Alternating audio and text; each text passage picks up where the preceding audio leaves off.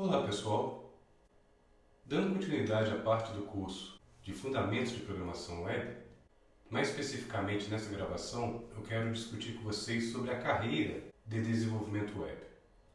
Para isso eu vou começar a discussão com os tipos de desenvolvedores web encontrados no mercado e falar um pouco para vocês da necessidade por profissionais do formato T, os chamados T-shaped individuals. Então, alguns títulos clássicos existentes no mercado para a carreira de desenvolvimento web normalmente são os desenvolvedores front-end, os desenvolvedores back-end e também os desenvolvedores full stack, que são aqueles que são tanto front-end quanto back-end developers. Um front-end developer, um desenvolvedor front-end, ele foca no que está sendo exibido para o usuário, tipicamente a partir de um navegador web. E usam no seu dia a dia navegadores web, tais como Safari, Firefox, Chrome, Edge e diversos outros. Eu trouxe para vocês uma pesquisa anual do Stack Overflow, com base de referência no ano 2019, e essa vai ser a pesquisa, o survey que eu vou apresentar para vocês daqui para frente.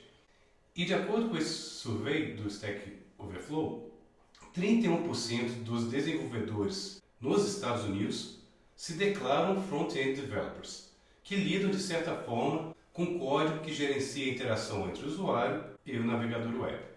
Um desenvolvedor web front-end, ele trabalha no design dos documentos web e nas interações entre os usuários e os websites. Mas lembre-se, o mercado de tecnologia da informação muda constantemente ao longo dos anos. Então, a cada dia que passa, a cada ano que passa, mais e mais os desenvolvedores web necessitam entender também não apenas de questões de front-end, mas também com questões de back-end, como por exemplo interface com servidores de aplicação, bem como lógica de programação. De acordo com o Stack Overflow, 46% de todos os desenvolvedores que responderam o survey se identificam como desenvolvedores back-end. E esses desenvolvedores focam no que acontece por detrás dos panos, dentro de um servidor de aplicação. E no dia a dia, essas pessoas normalmente, os desenvolvedores back-end, lidam com configuração de máquinas de servidor, projetam a estrutura de dados e, consequentemente, de informação, e gerenciam os aplicativos e as aplicações e serviços com as quais o usuário se depara no dia a dia. E nós temos também a noção de Full Stack Developer, que seria um misto entre front-end developer e back-end developer. A maioria dos desenvolvedores no survey do Stack Overflow se identificam como desenvolvedores full stack, que é uma combinação de front-end com back-end.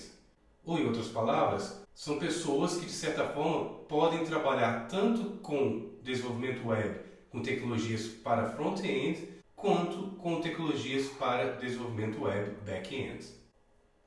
Só que, na verdade, se você pensar bem, não existe, teoricamente, aquele desenvolvedor perfeito full stack, que seja excepcional tanto em front-end quanto back-end.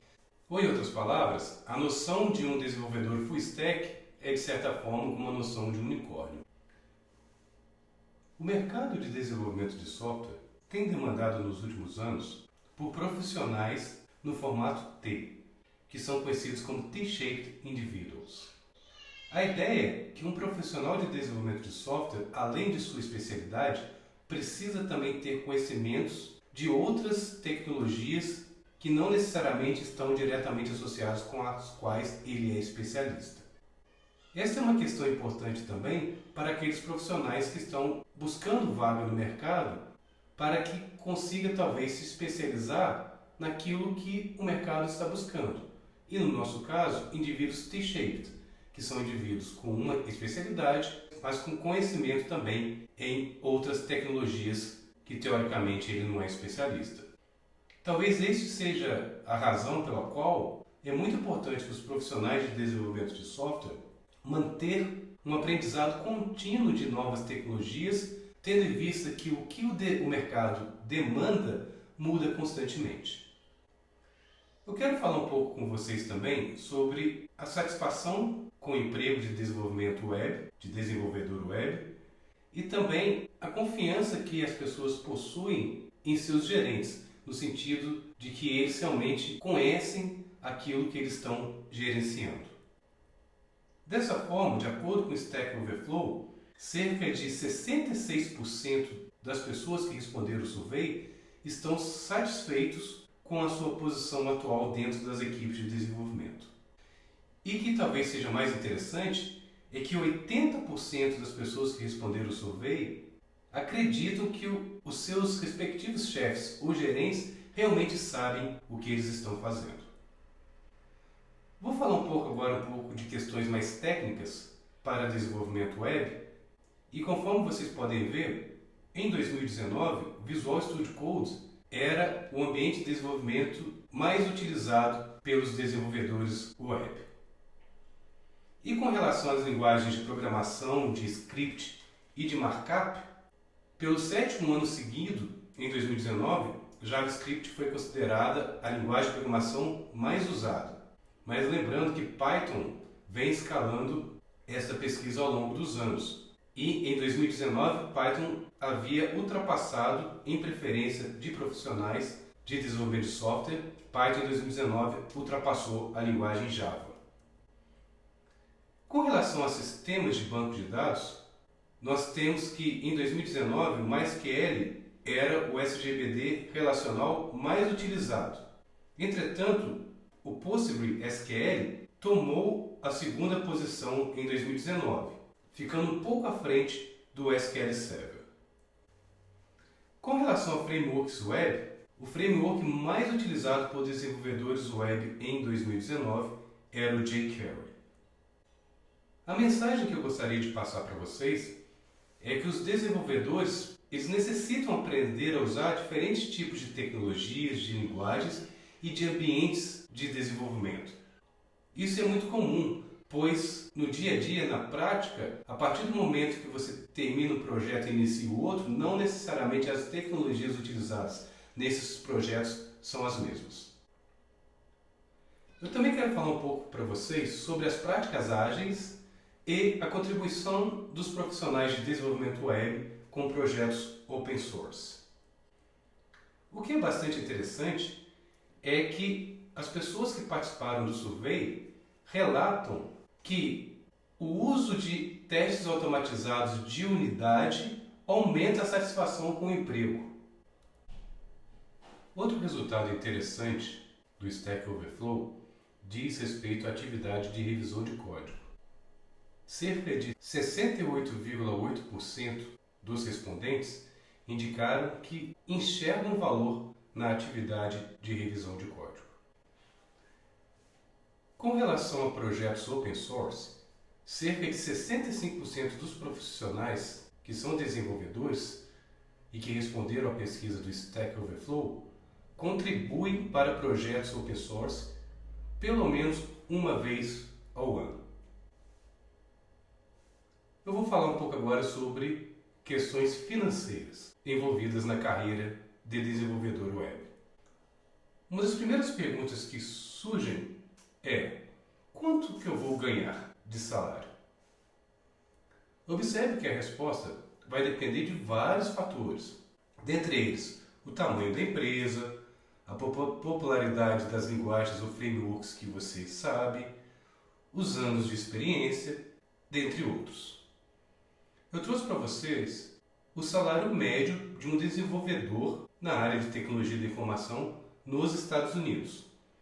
Vocês podem ver que os gerentes de engenharia, os especialistas em confiabilidade, os especialistas em DevOps e também os cientistas e engenheiros de dados são aqueles profissionais que recebem os maiores salários nos Estados Unidos. Se levarmos em conta o mundo todo, essa faixa salarial ela fica bem menor, entretanto ainda em patamares elevados. Um salário médio de, por exemplo, um gerente de engenharia é de $95 mil anuais. Vale a pena ressaltar que o desenvolvimento back-end normalmente é considerado uma atividade mais desafiadora quando comparado com o desenvolvimento front-end, e isso é refletido em maiores salários. Observe que metade das pessoas que responderam o survey não acham que eles precisam necessariamente migrar a sua função para uma função de gestão para continuar a ter aumento em seus salários. Nesse módulo, eu vou falar um pouco sobre educação. Quais são os caminhos necessários e possíveis para você se tornar um desenvolvedor web? Começando pelos tipos de educação disponíveis. Acredito que seja consenso para todos nós que a educação é um fator preponderante e que faz uma grande diferença em qualquer área de conhecimento. No nosso caso não é diferente. A educação faz uma grande diferença dentro da carreira de desenvolvimento web. Existem basicamente 4 formas de educação que as pessoas normalmente buscam, que são aqueles treinamentos liderados por algum instrutor, tem o autoestudo, as pessoas que são autodidatas. É muito comum também aprendermos trabalhando nos nossos próprios projetos ou até mesmo em um emprego real. Vamos começar falando um pouco de treinamento guiado por algum instrutor ou algum professor. Dessa forma, nós nos matriculamos em uma disciplina ou em um curso presencial para que assim possamos aprender a partir da experiência de um instrutor. Normalmente o instrutor ou professor segue já um currículo com exercícios, planos de aulas, slides e outras ferramentas que vão auxiliar no processo de ensino-aprendizagem. Esse tipo de aprendizado normalmente acontece nas escolas, nas universidades, nos chamados bootcamps ou até mesmo em workshops e conferências.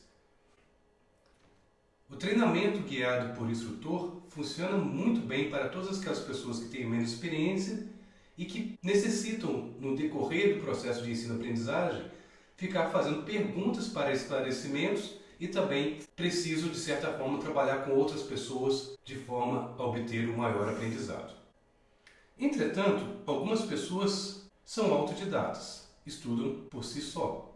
Nesse caso, parte dessas pessoas acreditam, e nisso elas têm razão, que nenhum treinamento guiado por professor ou por instrutor vai ensinar tudo que você precisa para se transformar num desenvolvedor com sucesso. Talvez a lição que fique é que os desenvolvedores eles estão envolvidos no que a gente chama de aprendizado contínuo.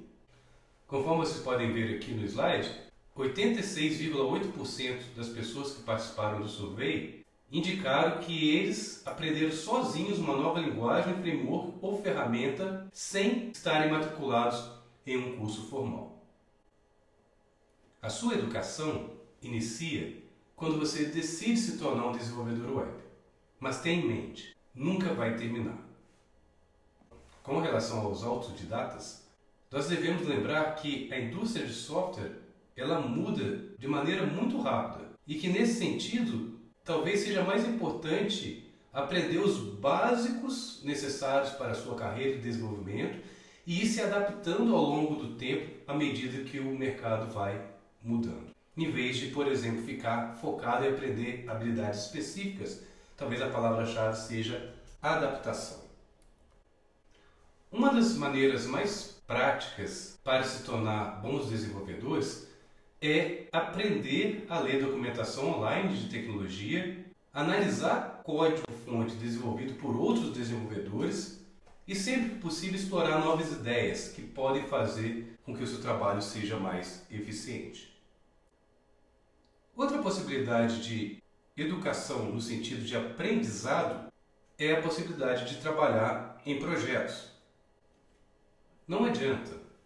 Nenhum treinamento guiado por instrutor, leitura de livros, assistir vídeos online vai transformar você em um grande programador. O que precisamos, na verdade, é construir projetos reais, incluindo os projetos próprios que você tem interesse, para que a partir da prática você consiga adquirir conhecimento necessário para se transformar em um grande programador. E lembre-se sempre, o aprendizado acontece como resultado de decisões erradas. Nós cometemos equívocos, cometemos erros e com base nessas lições aprendidas é que nós trilhamos o caminho de sucesso para nos tornarmos grandes desenvolvedores web. Uma outra forma de aprendizado é trabalhar em projetos reais dentro das empresas. Não tem como. Algumas habilidades só são adquiridas na prática.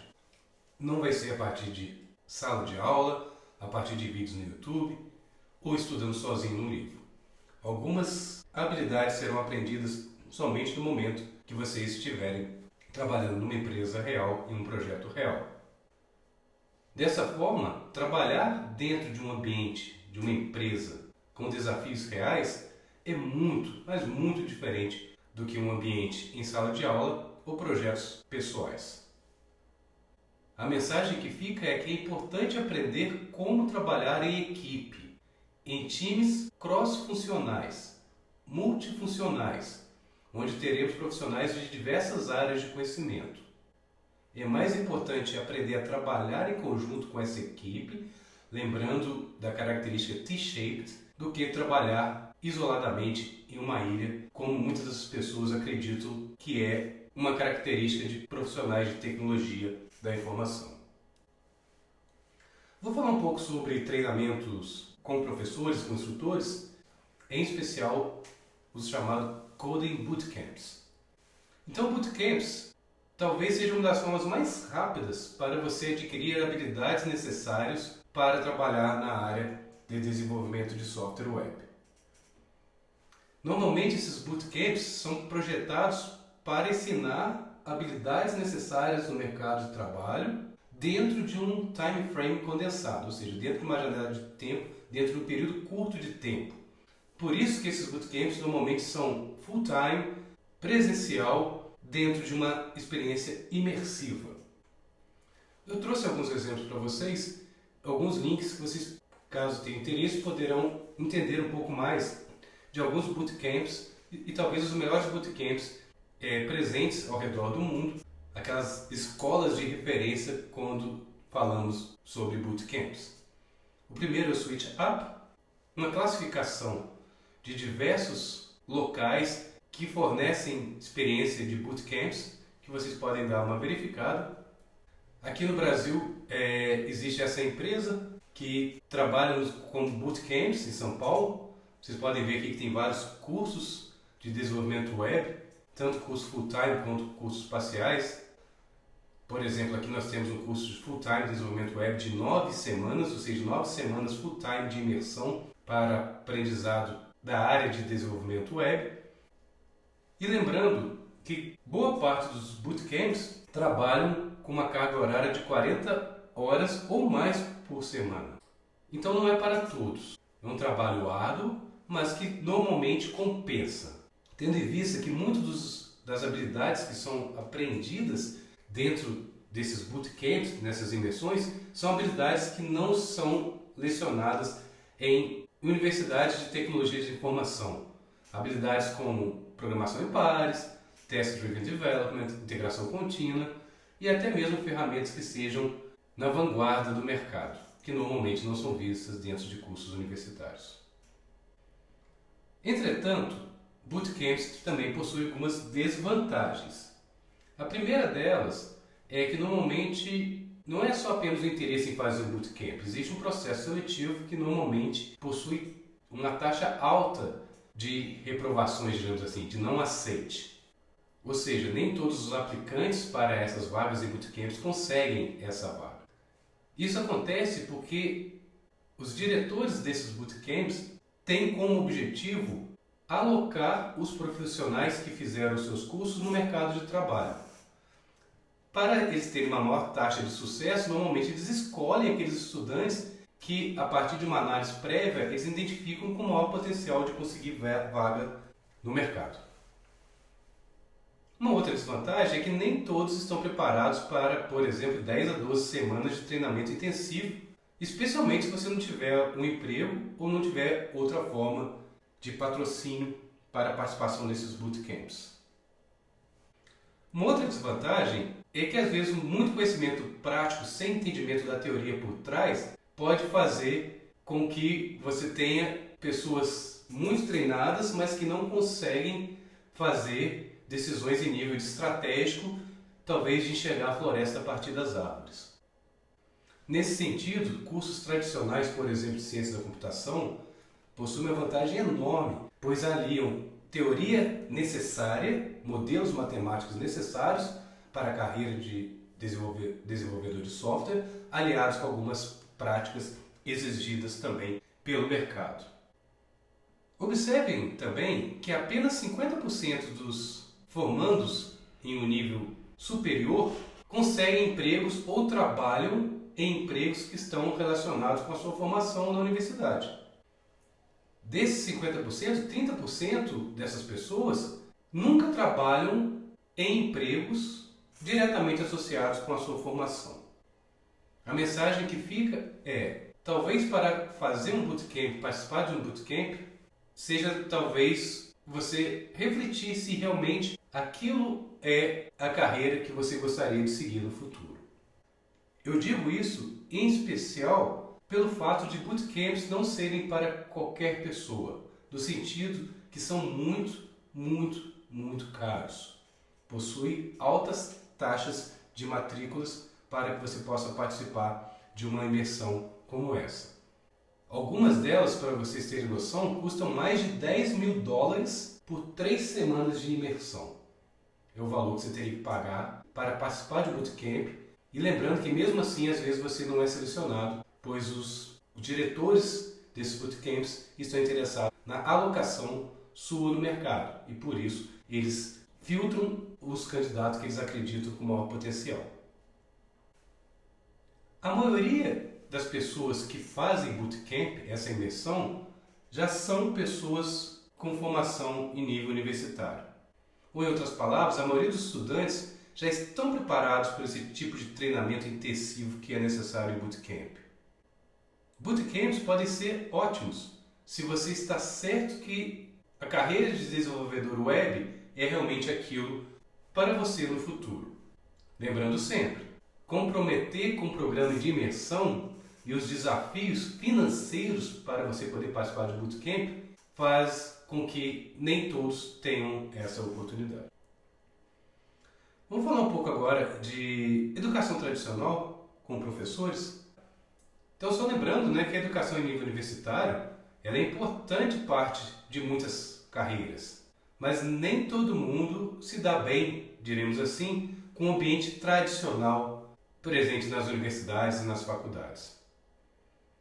A pergunta que fica então é: nós realmente precisamos ter um diploma para nos tornarmos grandes desenvolvedores? Lembre-se que pessoas como Steve Jobs, Mark Zuckerberg, nunca terminaram a sua formação em nível universitário. Então talvez uma pergunta melhor seja: qual é o valor que um diploma universitário vai trazer para mim no momento que eu for contratado? Tentando achar essas respostas, o Stack Overflow verificou que cerca de 3/4 dos desenvolvedores profissionais possuem uma formação superior em nível de bacharelado. Desses, 60% dos desenvolvedores profissionais que estudaram em uma universidade normalmente estudaram um curso de ciência da computação, engenharia de computação ou engenharia de software. Diferentemente no Brasil, onde nós temos dezenas de universidades públicas e gratuitas, a maior parte das universidades americanas são privadas. Existe o curso para a sua formação em nível superior. E observe que, em média, cursar uma universidade nos Estados Unidos vai representar um gasto de $50.000 por ano, caso você tenha interesse em estudar uma universidade americana. Isso é 3 vezes mais do que o preço que era cobrado na década de 90 nos Estados Unidos. Ou, em outras palavras, as taxas de matrícula e mensalidade, elas explodiram numa taxa muito rápida, muito maior do que a inflação e a renda média das famílias. Apesar disso, devemos lembrar que uma educação em nível superior pode fazer uma grande diferença. Vários estudos indicam que pessoas com formação em nível superior ganham cerca de $1 milhão a mais durante a sua vida enquanto desenvolvedores do que pessoas que não possuem um diploma de graduação. algumas empresas demandam um diploma de nível superior nos seus processos seletivos. Cerca de 65% desses empregos demandam um diploma. Entretanto, devemos lembrar que nos últimos anos, algumas empresas muito importantes na área de desenvolvimento de software e de tecnologia da informação estão dispensando a necessidade de um diploma de nível superior em seus processos seletivos. Existem diversos benefícios da educação em nível superior. Normalmente, os estudantes universitários eles tendem a resolver problemas e explorar pesquisas em conceitos em níveis mais altos e mais abstratos. E, às vezes, esses conceitos são muito importantes quando trabalhamos em níveis estratégicos dentro do mercado. Outra característica importante e que é um benefício de uma educação tradicional em nível superior é que os estudantes se deparam com uma ampla gama de tópicos e de disciplinas ao longo do seu curso universitário. E, para a área de desenvolvimento de software, conhecimentos específicos de matemática e de física, em disciplinas de matemática e da física, são muito úteis para a ciência da computação. Além disso, grande parte dos estudantes de cursos universitários de TI são expostos a aulas de disciplinas da área de administração que ensinam os estudantes como escrever propostas, planos de negócio e documentos que são essenciais para os tomadores de decisão. Quando comparamos uma educação tradicional em uma universidade com os autodidatas ou aqueles que têm uma experiência de bootcamp, nós percebemos que a educação tradicional em universidades possui vantagens em termos de salário, potencial de salário, de metodologias de aprendizado e, consequentemente, possui maiores chances de conseguir uma vaga, de serem contratados no mercado de trabalho. Mas eu gostaria de falar um pouco de novo dos autodidatas, das pessoas que estudam por si só, que estudam sozinhas, principalmente com aprendizado online. A área de aprendizado online, de educação online, ela permite um acesso muito mais fácil e barato para uma grande parcela da população que queira aprender determinada ciência, determinadas disciplinas, determinados tópicos. Se você está começando sua carreira de estudos na área de tecnologia da informação, o aprendizado online talvez seja algo muito importante para a sua carreira, porque possui diversas vantagens. Dentre elas, você pode aprender onde quiser e no momento que você achar melhor. Possui custos muito menores quando comparados à educação tradicional e você tem acesso a uma grande quantidade de conteúdo. A ferramenta de busca Google e o YouTube, por exemplo, são excelentes formas de obter respostas rápidas para potenciais dúvidas durante o seu aprendizado. Mas talvez isso venha com um problema, tendo em vista que temos tantas coisas disponíveis no YouTube e via ferramentas de busca, que às vezes uma pergunta direta, que teoricamente teria uma resposta simples, vai ser difícil de ser adquirido com base em diversas dezenas de respostas que você vai obter em suas consultas. Vai ser difícil filtrar exatamente aquilo que você está precisando. Todo mundo conhece o Google, ferramenta imprescindível para pesquisas na web. Eu também aprendo muito com o YouTube. Nessa tela que eu tirei aqui tem muita questão envolvendo música. Eu aprendi a tocar violão basicamente no YouTube, mas eu uso muito também o YouTube para aprendizado de tecnologia da informação. Um excelente meio de aprendizado na área de TI é o site do Stack Overflow. O Stack Overflow é um site onde você pode postar suas dúvidas e várias pessoas contribuem, inclusive profissionais renomados estão o tempo todo tirando dúvidas que são postadas dentro do Stack Overflow. Se você for desenvolvedor, já tiver alguma experiência em programação, é bem provável que alguma das suas dúvidas que você pesquisou no Google redirecionou para alguma resposta vinda do Stack Overflow. Outra maneira muito interessante de nos educarmos com relação à tecnologia da informação é fazendo cópias de projetos reais desenvolvidos por terceiros para estudo próprio. É um processo chamado forking, que permite clonar esses projetos reais para que você tenha uma cópia, uma versão própria para que você possa trabalhar e aprender com base no que foi desenvolvido por terceiros. É impressionante como aprendemos apenas analisando, inspecionando código escrito por outras pessoas, códigos que resolveram determinados problemas e que estão disponíveis online. O GitHub não é a única forma, o GitHub é uma plataforma de desenvolvimento colaborativo, é a mais famosa atualmente no mundo.